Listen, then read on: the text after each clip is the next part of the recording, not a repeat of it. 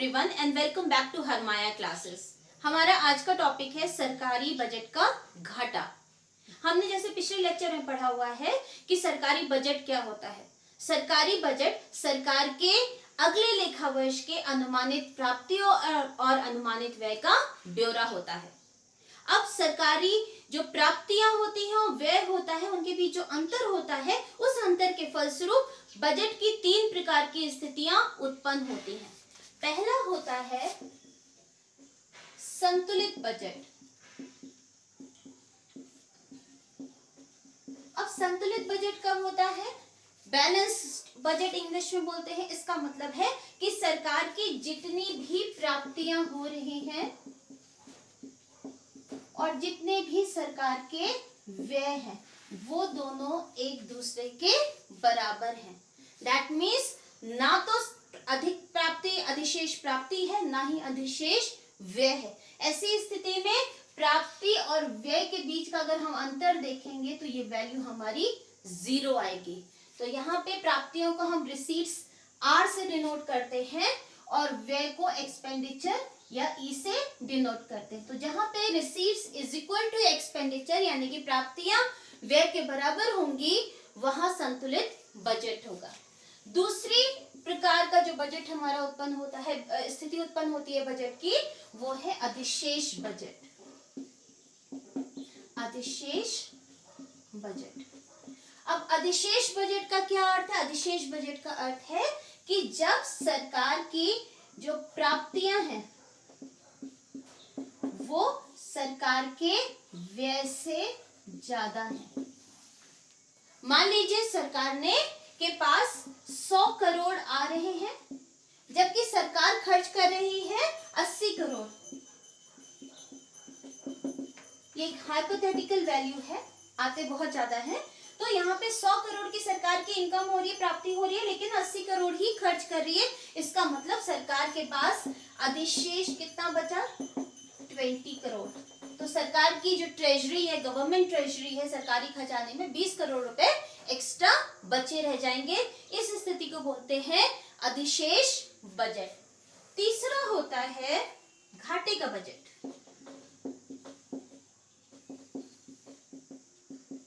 या बजटीय घाटा भी हम उसको कह सकते हैं। घाटे का बजट है, इसका मतलब सरकार की जो प्राप्तियां हैं वो कम है, सरकार की जो प्राप्तियां हैं वो कम है इन कंपैरिजन टू सरकार के व्यय।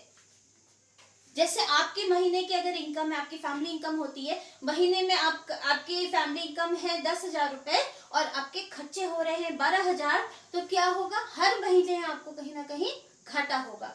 तो इसी तरीके से सरकार की जब प्राप्तियां कम है और व्यय ज्यादा है, ऐसी स्थिति में सरकार को घाटा उठाना पड़ता है। मान लीजिए उदाहरण के लिए प्राप्तियां तो सरकार की 100 करोड़ ही है, लेकिन सरकार को व्यय करने पड़ रहे हैं 150 करोड़। इन दैट केस जो एक्स्ट्रा 50 करोड़ है, तो घाटे कितने का हो रहा है इसमें सरकार को? ₹50 का, -50 करोड़ का घाटा हो रहा है। इसका मतलब ये 50 करोड़ सरकार को या तो कहीं से उधार लेने पड़ेंगे या अपनी कोई प्रॉपर्टी को सेल करना पड़ेगा जिससे वो भुगतान कर सके। क्योंकि व्यय मतलब हम भुगतान कर रहे हैं, चाहे वो सरकारी एम्प्लॉयज की सैलरी हो, चाहे सरकार की जो योजनाएं हैं उन पर व्यय है। और इसके साथ साथ जो पिछले वर्षों में हमने अगर लोन लिया है तो उस पर हम जो ब्याज का भी भुगतान करते हैं, तो ये सारे व्यय तो हमें करने ही, इसको हम काट नहीं सकते हैं। इन दैट केस हमें क्या करना पड़ेगा? सरकार को क्या करना पड़ेगा? कहीं से बोरो करना पड़ेगा, लोन लेना पड़ेगा, या फिर सरकार अपनी किसी प्रॉपर्टी को प्राइवेट हाथों में सेल करेगी। तो इसीलिए बजटीय घाटा जो है एक खतरनाक स्थिति होती है देश के लिए। अगर हम बजटीय घाटे को चेक में नहीं रखते, नियंत्रण में नहीं रखते, तो फिर उससे देश के लिए बड़ी संकट की स्थिति, आर्थिक संकट की स्थिति उत्पन्न होती है। तो इसीलिए अब हम बजटीय घाटे को थोड़ा विस्तार से पढ़ते हैं कि बजटीय घाटा कितने प्रकार का होता है और उसके बाद उसकी क्या इम्प्लीकेशंस होती है, उसके क्या प्रभाव होते हैं आदि। तो ये 3 प्रकार के, ये क्या हमने पढ़े हैं? बजट के प्रकार। और ये बजट के प्रकार किसके बेसिस पे हुए? सरकार की जो आय यानी कि प्राप्ति होती है और सरकार के जो व्यय है उनके बीच में अंतर के आधार पर। अब हम देखते हैं बजटीय घाटा। बजटीय घाटा कब उत्पन्न होता है? घाटे की स्थिति कब उत्पन्न होती है? घाटे की स्थिति तब उत्पन्न होगी जब देश में सरकार की जितनी भी सारे रिसोर्सेज हैं, उन सभी रिसोर्सेज से, चाहे वो राजस्व प्राप्तियां हो, चाहे वो पूंजीगत प्राप्तियां हो, जितनी भी प्राप्तियां हो रही हैं, सब मिलकर भी सरकार के व्यय से कम होती है। तो बजटीय घाटा क्या होता है? जब सरकार की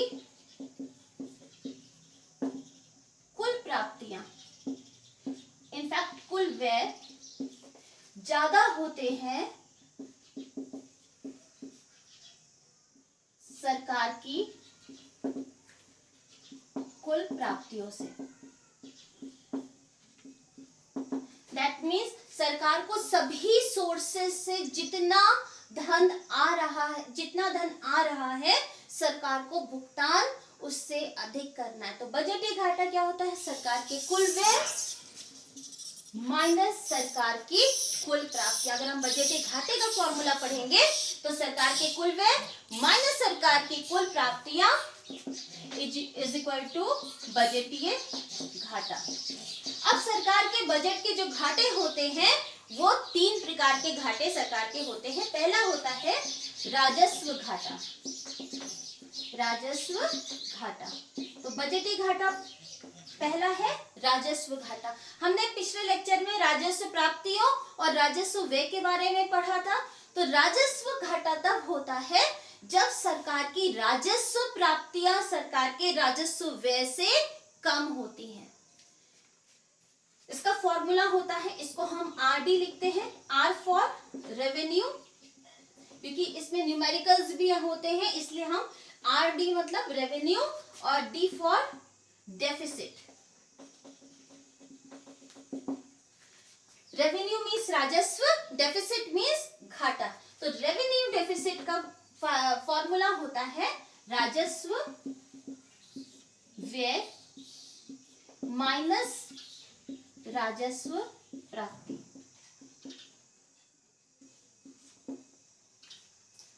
तो राजस्व व्यय क्या होते हैं? सरकार के जो रोजमर्रा के खर्चे होते हैं, जो गवर्नमेंट की नॉर्मल फंक्शनिंग के लिए होते हैं, जिसमें हम क्या इंक्लूड करते हैं? वेतन होती है जो सरकारी एम्प्लॉयज का होता है, जो अन्य खर्चे होते हैं जैसे पेट्रोल आदि, स्टेशनरी आदि, रोजमर्रा के सरकार के अन्य खर्चे होते हैं, और साथ में जो पिछले लिए हुए लोन पर ब्याज सरकार चुकाती है, ब्याज का भुगतान। हमारे देश में जो राजस्व घाटा होता है या हम जब उधार लेते हैं उसका एक बहुत बड़ा रीजन ब्याज का भुगतान भी है। हमने पिछले वर्ष सपोज कीजिए 100 करोड़ का लोन लिया, अब उस 100 करोड़ के लोन पर हमें भुगतान भी करना है ब्याज का। तो ब्याज जो है राजस्व व्यय में आता है। उसी तरीके से राजस्व प्राप्तियां हमारी कर प्राप्ति और गैर कर प्राप्ति होती है। दैट मीन्स जो रेवेन्यू हमारा टैक्स से आ रहा है, जो रेवेन्यू अन्य सोर्सेस से आ रहा है, तो इन दोनों के बीच का जो अंतर होता है वो राजस्व घाटा होता है।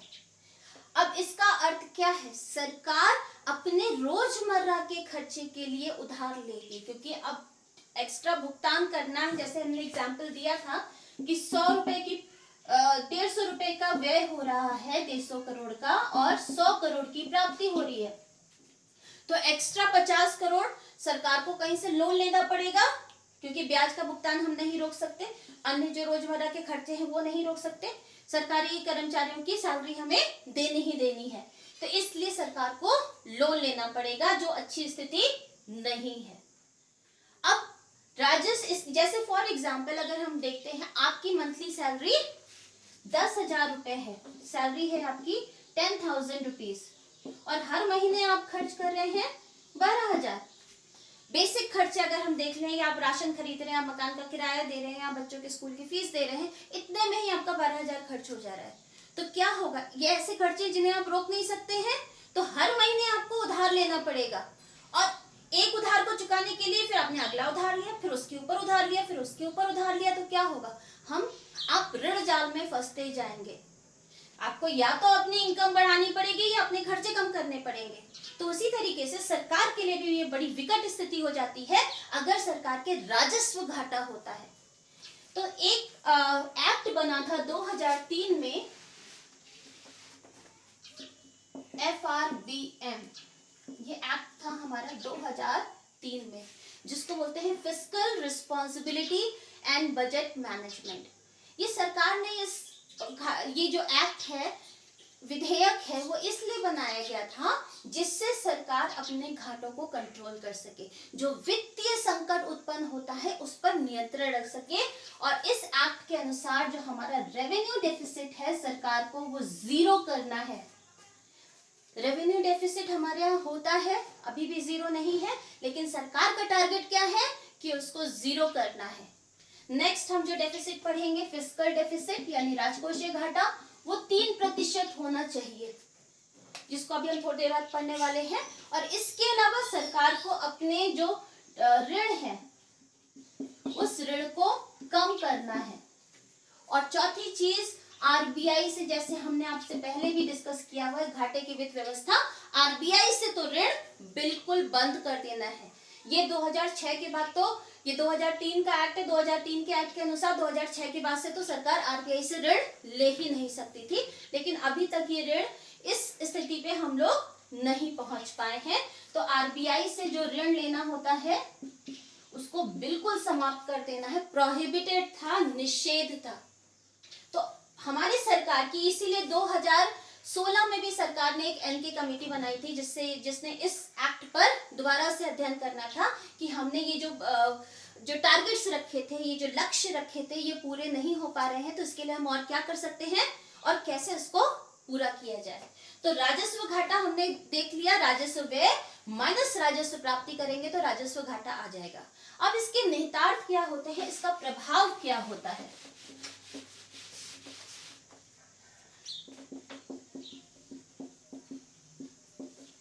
निहितार्थ या इसका प्रभाव क्या है कि सबसे पहली चीज, सरकार अपने रोजमर्रा के खर्चे को अपनी रोजमर्रा की आय से मीट नहीं कर पा रही है। दैट मीन्स जो सरकार का एडमिनिस्ट्रेशन है, वो प्रबंधन, जो सरकारी प्रबंधन है वो सही नहीं है, कहीं ना कहीं उस प्रबंधन में कमी आ रही है, रोजमर्रा के खर्चे वो पूरे नहीं कर पा रही। दूसरी चीज, अब जब घाटा हो रहा है, इस घाटा को सरकार कहां से पूरी करेगी, पूंजीगत प्राप्ति से। और इससे पूंजीगत प्राप्ति पर दबाव बढ़ेगा। अब पूंजीगत प्राप्ति, जैसे हम पहले डिस्कस कर चुके हैं, दो चीजें हो सकती हैं पूंजीगत प्राप्ति, या तो सरकार इसके लिए ऋण लेगी, ऋण लेना सरकार की देयता में वृद्धि करेगा, भविष्य में उसके ऊपर बोझ बढ़ेगा। और दूसरा, या तो विनिवेश करेगी। विनिवेश मतलब सरकार की जो संपत्ति है उसको निजी हाथों में बेचना। तो विनिवेश से क्या होगा, सरकारी प्रॉपर्टी कम होगी या फिर सरकार की इसमें देयता बढ़ेगी। दोनों ही स्थिति सरकार के लिए अच्छी नहीं है। अगर आप इसको अपने पॉइंट ऑफ व्यू से देखिए, आपके हर महीने खर्चा ज्यादा हो रहा है, इनकम कम हो रही है, तो आप क्या करेंगे, आपका कहीं एक लैंड पड़ी हुई एक्स्ट्रा, आप उसको बेचोगे अपना ऋण चुकाने के लिए। वो स्थिति अच्छी नहीं। घर में कई घरों में होता है, ऐसी स्थिति आने पे सोना, घर का जो गोल्ड होता है वो बेचा जाता है, जो अच्छी स्थिति नहीं है। इसी तरीके से देश के लिए भी ये स्थिति अच्छी नहीं है, और इसके फलस्वरूप क्या होगा, देश ऋण जाल में फंस जाता है। क्योंकि ऋण जाल में क्यों फंसेगा, क्योंकि ये एक बार का लोन नहीं है। अगर राजकोषीय राजस्व घाटा हो रहा है तो हर महीने का घाटा है, हर साल का घाटा है। हम हर साल अपने व्यय जो है हमारी आय से कम है, तो हमेशा हमें एक लोन को चुकाने के लिए दूसरा लोन, दूसरे लोन को तीसरा लोन, और क्योंकि हम लोन लेंगे तो हम ब्याज भी भुगतान करेंगे, और ब्याज का भुगतान जैसे जैसे बढ़ता जाएगा वैसे वैसे राजस्व घाटे में भी वृद्धि होती जाएगी। चौथा है महंगाई। इसके फलस्वरूप महंगाई भी बढ़ती है। क्यों, क्योंकि सरकार ऋण लेती है, और जब सरकार ऋण लेगी तो क्या होगी, अगर आरबीआई से ऋण लिया तो क्या होगी, नई मुद्रा देश में आएगी, नई मुद्रा देश में आएगी। इसके फलस्वरूप क्या होगा कि मनी सप्लाई बढ़ने से डिमांड बढ़ेगी, अगर आउटपुट उतना नहीं बढ़ा तो महंगाई बढ़ती है। तो ये सारी प्रॉब्लम्स है जो राजस्व घाटे के फलस्वरूप उत्पन्न होती है, इसीलिए एफआरबीएम एक्ट 2003 के अंतर्गत राजस्व घाटा हमारा 0 होना चाहिए। नेक्स्ट घाटा है हमारा राजकोषीय घाटा, इंग्लिश में इसको फिस्कल डेफिसिट कहते हैं। सेकंड घाटा है राजकोषीय घाटा, इंग्लिश में इसको कहेंगे फिस्कल डेफिसिट। राजकोषीय घाटे का अर्थ है कि जो सरकार की कुल व्यय है और उधार को छोड़ के कुल प्राप्तियां हैं उनके बीच का क्या अंतर है। तो एक बार मैं फॉर्मूला लिख देती हूं, सरकार के कुल व्यय माइनस कुल प्राप्ति, और ये कुल प्राप्ति कौन सी होगी, उधार छोड़ के। मतलब जो सरकार लोन ले रही है वो इसमें इंक्लूड नहीं होगा, उसके अलावा अन्य सभी प्राप्तियां इंक्लूड होंगी। तो राजकोषीय घाटे को हम इस तरीके से भी लिख सकते हैं। आगे से हम फिस्कल डेफिसिट को एफडी से लिखेंगे, F for fiscal, D for deficit. तो अब हम देखते हैं फिस्कल डेफिसिट में कुल व्यय कौन कौन से होते हैं सरकार के। टोटल व्यय अगर हम देखेंगे, सरकार के राजस्व व्यय होते हैं और पूंजीगत व्यय होते हैं। तो हम इस तरीके से भी लिख सकते हैं, राजस्व व्यय प्लस पूंजीगत व्यय। राजस्व व्यय हमने जैसे पहले देखा था, जो इंटरेस्ट, सैलरी आदि जो रोजमर्रा के खर्चे होते हैं। पूंजीगत या तो लोन देना होता है या प्रॉपर्टी में कमी होती है, ये सारे प्रॉपर्टी खरीदना होता है, प्रॉपर्टी में वृद्धि होगी, परिसंपत्ति बढ़ेगी, या फिर कहीं ना कहीं हम अपने लोन को वापस करेंगे तो हमारी देयता में कमी आएगी। माइनस राजस्व प्राप्ति प्लस गैर, मैं आगे नेक्स्ट लाइन में लिख देती हूं, गैर ऋण सृजित पूंजीगत प्राप्ति।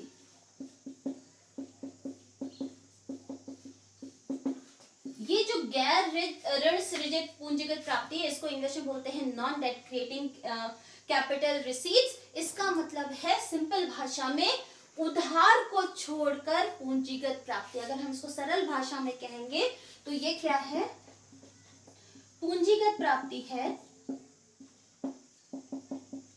जिसमें उधार नहीं शामिल होता है।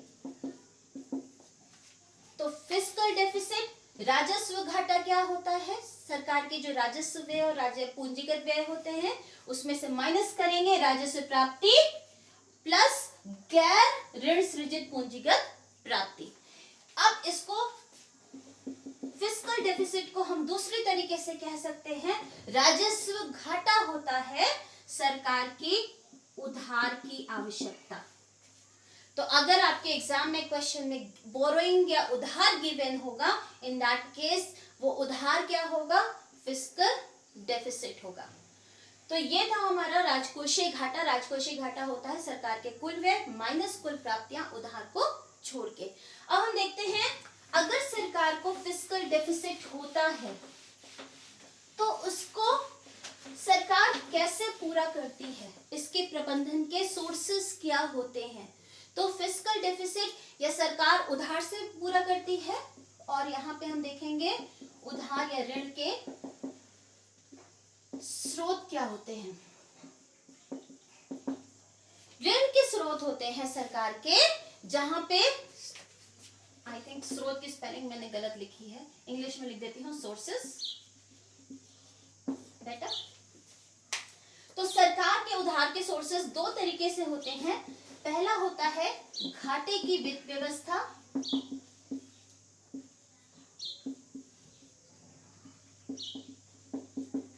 और दूसरा होता है ऋण।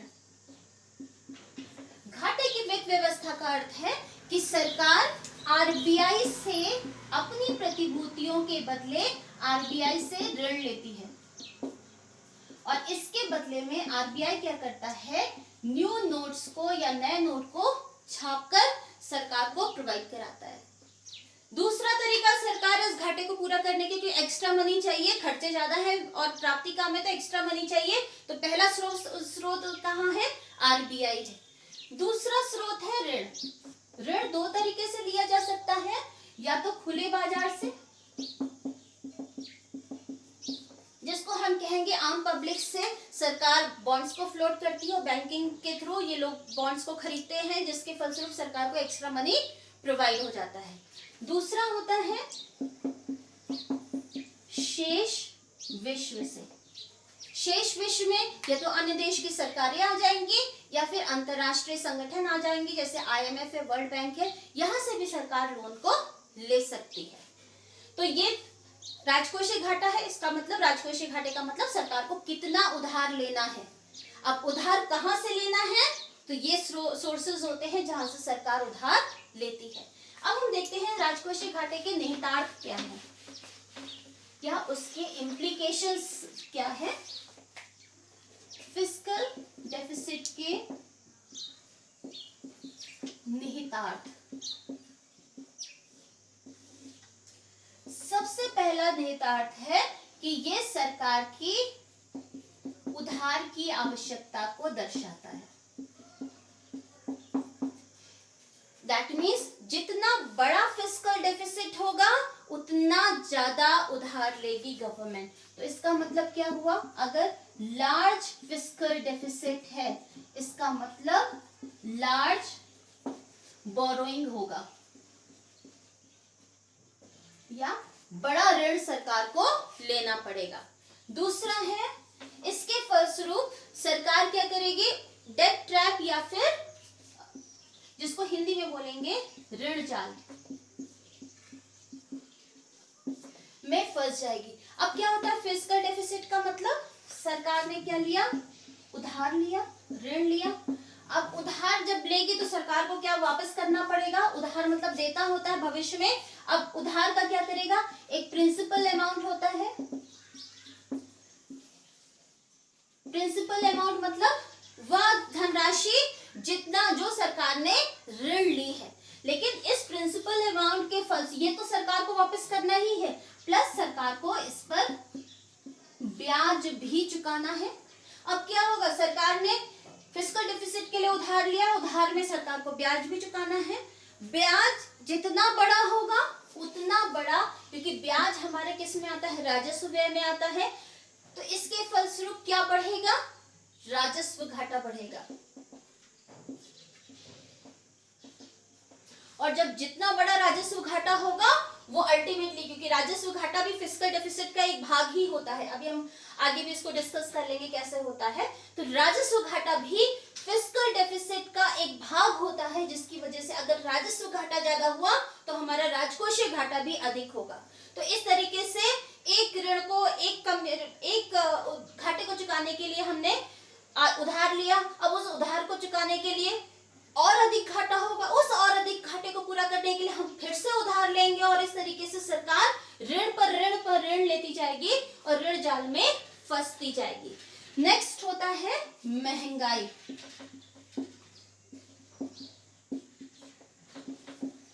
फिस्कल डेफिसिट के फलस्वरूप महंगाई भी होती है।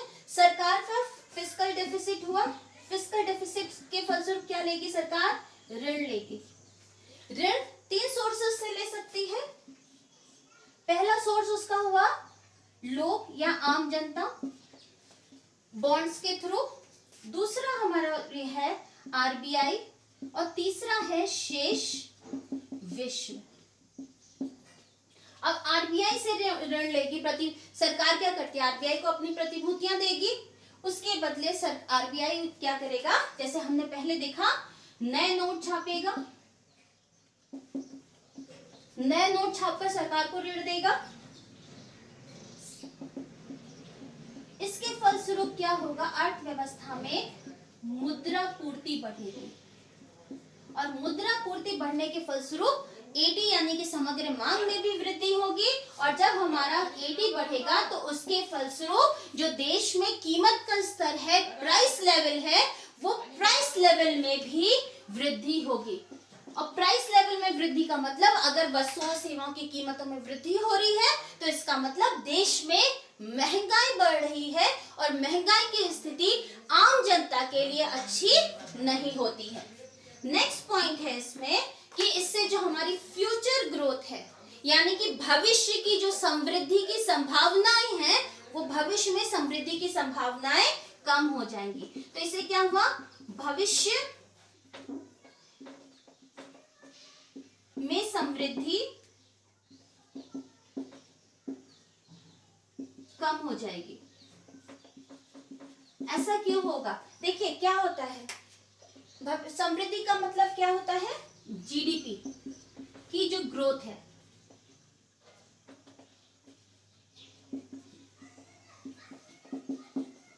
ऐसे में हमारे जो देश की जीडीपी में जो बढ़ने की दर है वो कम हो जाएगी। जीडीपी देश में वस्तुओं सेवाओं का मूल्य होता है, इसका मतलब उत्पादन में कमी आ रही है। इससे क्या, ये क्यों होता है, क्योंकि जो पैसा हम ब्याज में दे रहे हैं वो पैसा हम देश की समृद्धि में वस्तुओं और सेवाओं के उत्पादन में देश के विकास के लिए यूज कर सकते थे।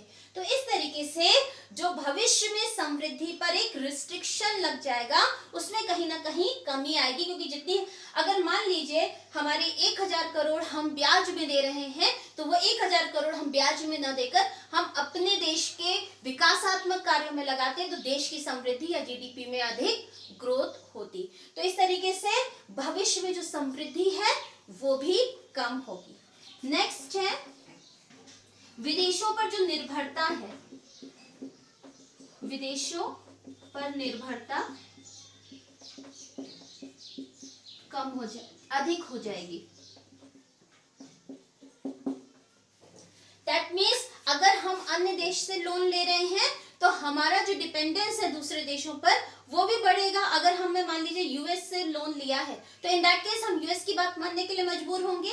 अभी हमने बुलेट ट्रेन के लिए लोन लिया है जापान से, तो कहीं ना कहीं हम जिससे लोन लेते हैं कहीं ना कहीं उसका प्रभाव हमारे ऊपर होता है। आप अपने पॉइंट ऑफ व्यू से देखिए, खुद को आप उस जगह पे रख के देखिए, आपने कहीं से उधार लिया, किसी दोस्त से ही उधार लिया है तो क्या होगा, उस जो आपका दोस्त है उस दोस्त के आप आदि कुछ प्रभाव आपके ऊपर रहेगा, आप उसकी बात मानने के लिए मजबूर होंगे। तो इसी तरीके से जो विदेशों पर हमारी निर्भरता है वो भी अधिक हो जाएगी। 6th पॉइंट है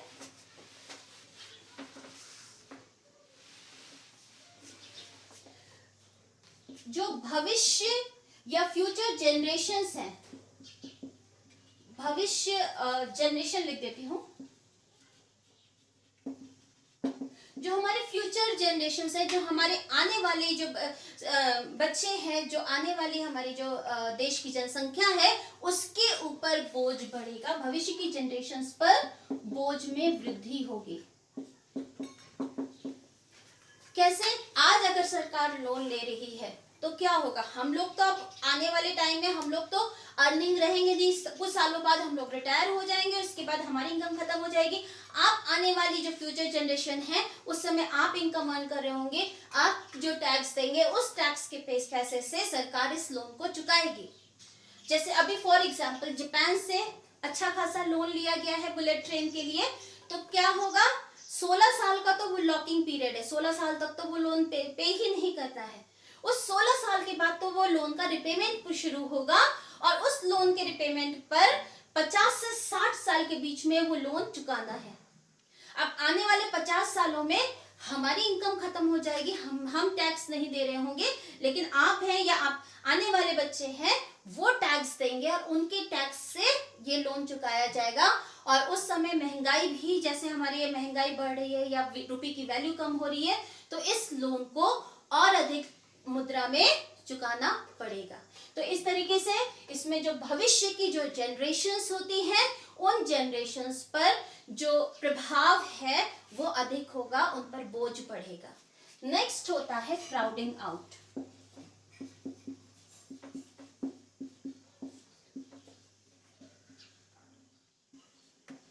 इसको इंग्लिश में भी क्राउडिंग आउट, ये इंग्लिश के वर्ड का ही हिंदी वर्ड है क्राउडिंग आउट।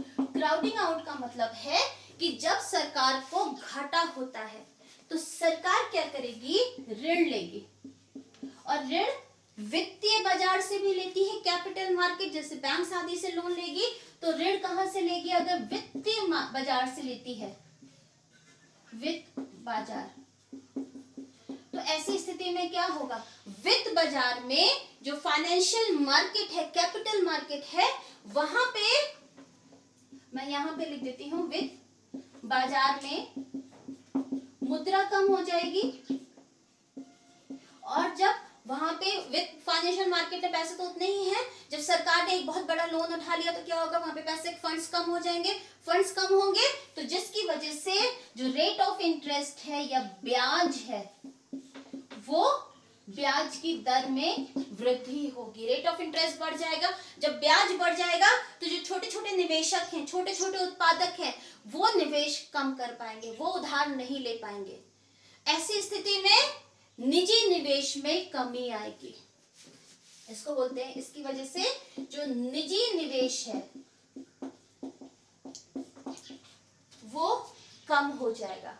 क्यों? क्योंकि अब मुद्रा कम होगी, रेट ऑफ इंटरेस्ट ज्यादा हो गया। अगर ब्याज दर ज्यादा होगी तो निवेशकों के लिए उधार लेकर उत्पादन करना उतना लाभप्रद नहीं होगा, उनका प्रॉफिट मार्जिन कम हो जाएगा, या शायद प्रॉफिट मार्जिन मिले ही नहीं, जिसके फलस्वरूप वो लोन नहीं लेंगे। तो जो निजी क्षेत्र की जो उत्पादन क्षमता है, उस उत्पादन क्षमता में कमी आएगी। तो जिसके फलस्वरूप, जिसे इस इफेक्ट को हम बोलते हैं क्राउडिंग आउट, कि जो फाइनेंशियल मार्केट से जो प्राइवेट इन्वेस्टमेंट जो है क्राउड आउट हो जाता है, उसमें कमी आ जाती है। तो ये हमारे जो इतने सारे जो हमने 7 पॉइंट्स पढ़े हैं, ये निहितार्थ होते हैं, ये प्रभाव होते हैं राजकोषीय घाटे के। तो सरकार का ये दायित्व होता है कि सरकार इस घाटे को कम करे। तो राजकोषीय घाटे को सरकार कम कैसे कर सकती है?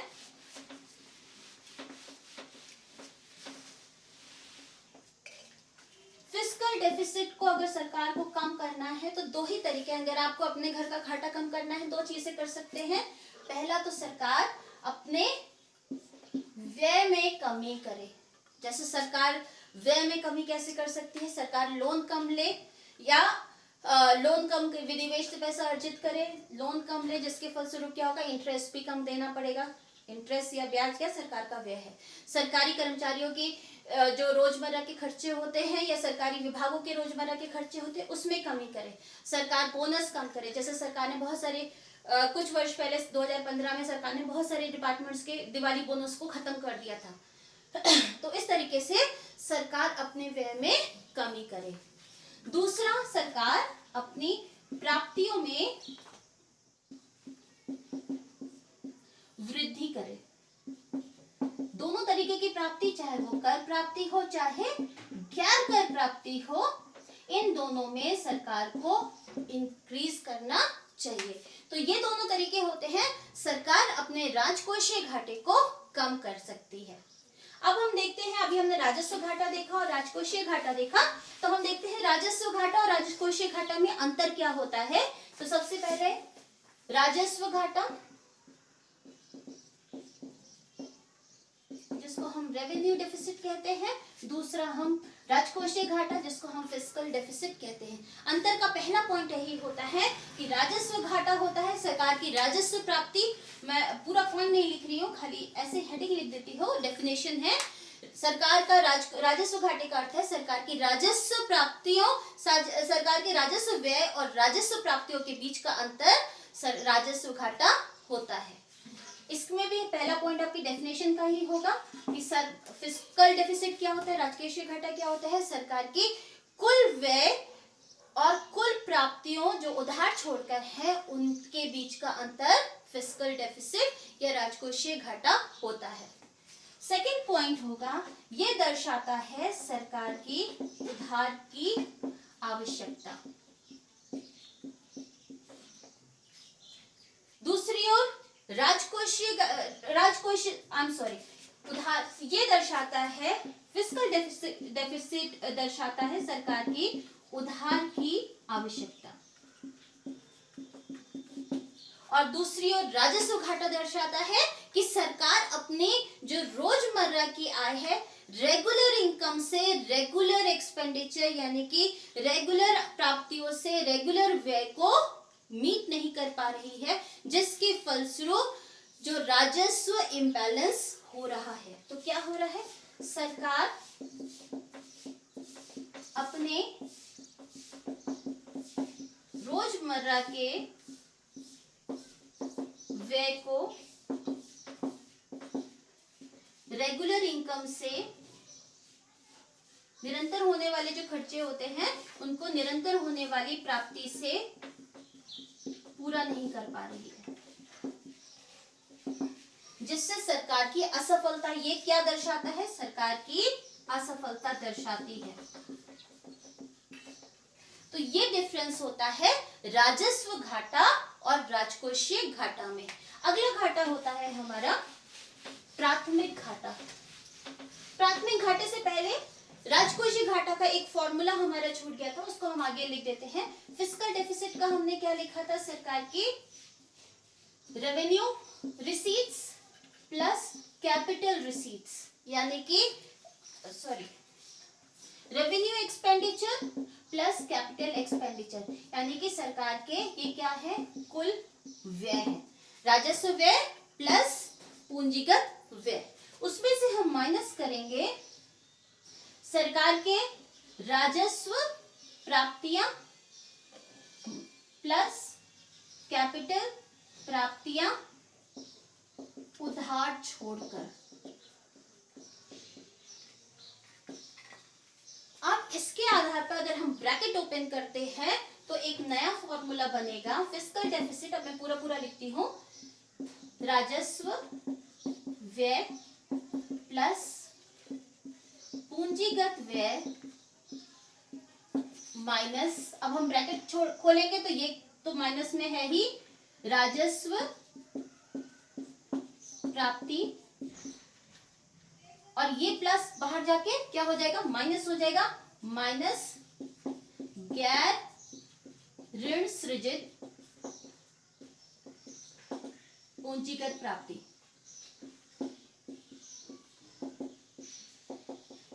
दैट मीन्स उधार, गैर ऋण सृजित पूंजीगत प्राप्ति का मतलब उधार छोड़कर पूंजीगत प्राप्ति। अब इससे फॉर्मूला हमारा बनता है, क्योंकि ये फॉर्मूला समझाने का मतलब ये है कि अगर एग्जाम में इस तरीके के न्यूमेरिकल आते हैं तो आप उस न्यूमेरिकल को ये फॉर्मूला बनाकर सॉल्व करने में सक्सेसफुल हो। तो यहाँ पे देखिए ये राजस्व व्यय है और ये राजस्व प्राप्ति है। राजस्व व्यय माइनस राजस्व प्राप्ति, हमने अभी क्या पढ़ा है, ये क्या था, राजस्व घाटा। तो हम इसको इस तरीके से लिख सकते हैं, राजस्व घाटा। तो ये और ये दोनों मिला के क्या बन गया, राजस्व घाटा। आगे हम पूंजीगत व्यय ऐसे ही नोट कर लेंगे, प्लस पूंजीगत व्यय माइनस गैर ऋण सृजित पूंजीगत प्राप्ति।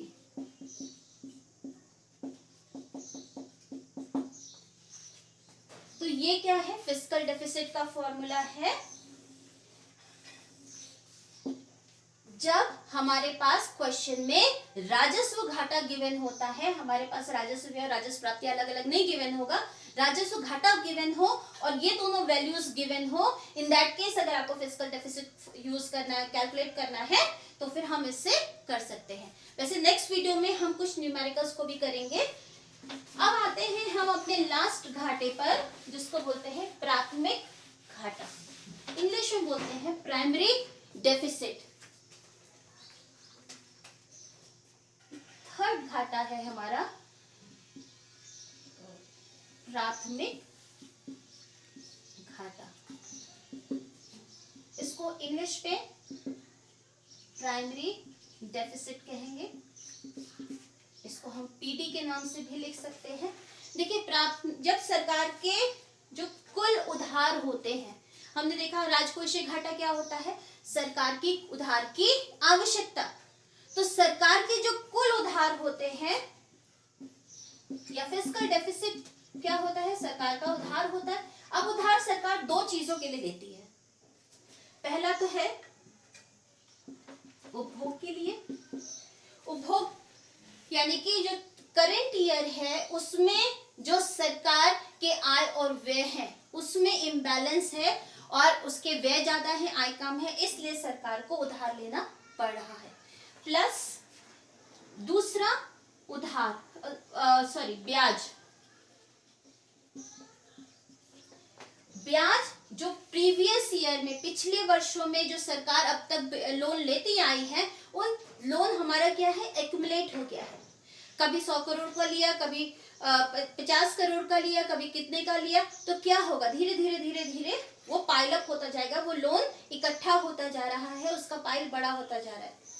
तो जितना भी लोन अभी तक हमने लिया है पिछले वर्षों में, उस लोन पर सरकार को ब्याज का भुगतान करना पड़ता है। तो सरकार उधार लेती है, या तो प्रीवियस ईयर के ये जो ब्याज का भुगतान, ये क्या है, पिछले वर्ष का है, यानी कि पिछला जो वर्ष है उसमें मान लीजिए सरकार का 1000 करोड़ का लोन था, कभी 50, कभी 100, कभी 200, इस तरह से मिला के जितने भी लोन लिए हैं सब पर पिछले वर्ष में लोन पर ब्याज आया 1000 करोड़। एक एग्जाम्पल लेके चलते हैं, 1000 करोड़ का सरकार को ब्याज देना पड़ा। अब दूसरी ओर सरकार का कुछ ना कुछ, कभी कभी ऐसा होता है सरकार के जो व्यय हैं वो ग्रेटर है सरकार की आय से, और व्यय, जब सरकार के व्यय और आय किस ईयर के हैं, ये है चालू वर्ष। तो सरकार ये जो उधार लेती है वो पिछले करंट ईयर में जो इम्बैलेंस है, फिस्कल इम्बैलेंस है व्यय और आय के बीच में, उसकी वजह से भी लेती है, तथा पिछले वर्षों के जो लोन है उन पर भुगतान, उन पर जो ब्याज है उसके भुगतान के लिए भी लेती है। तो टोटल उधार इन दोनों को इंक्लूड करता है, इन दोनों को मिला के बनता है। अब प्राइमरी डेफिसिट का ऑब्जेक्टिव है ये जानना कि सरकार की जो चालू वर्ष है उसमें कितना इम्बैलेंस हो रहा है, ये चालू वर्ष की फलस्वरूप कितनी कमी है, सरकार किसके प्रबंधन में कितनी कमी है, उसे हम बोलते हैं प्राइमरी डेफिसिट। तो प्राइमरी डेफिसिट का ऑब्जेक्टिव क्या होता है, चालू वर्ष का